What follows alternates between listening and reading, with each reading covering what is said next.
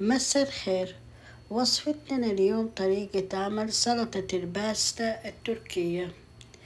بالبداية بسلق المكرونة، بحط القدر على النار، بنزل عليه 4 أكواب من المية، ملعقة ملح، كيس من المعكرونة، بخليها نص ساعة على النار وبطفي النار وبصفيها.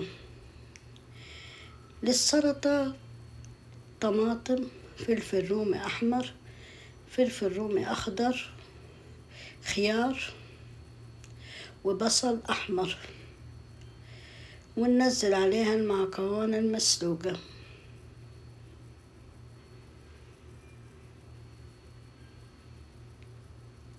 بالقدر على النار كوب من زيت الزيتون، ونص كوب من دبس الرمان، وملعقتين من معجون الطماطم،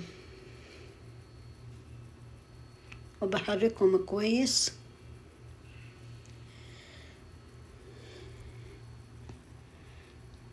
بنزل عليها ملعقة من الملح، بابريكا مدخنة، فلفل أسود، كمون، توم مهروس،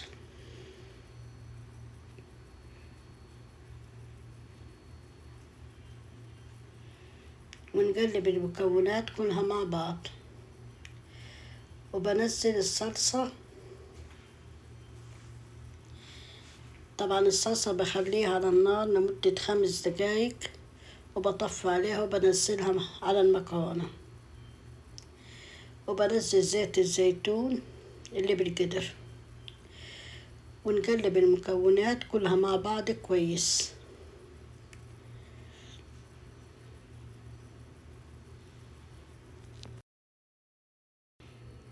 بنزل عليها عصير الليمون، ونقلب كويس المكونات. طبعا هذه السلطة مفيدة وخفيفة على المعدة وصحية، وكمان بتنفعنا بشهر رمضان على الفطور.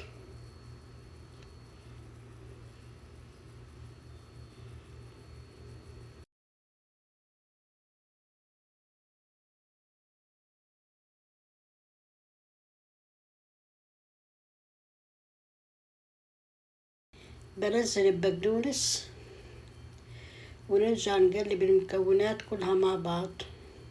شوفوا كيف الألوان، شوفوا كيف الجمال، شوفوا كيف الحلاوة. بنجهز صحن التقديم.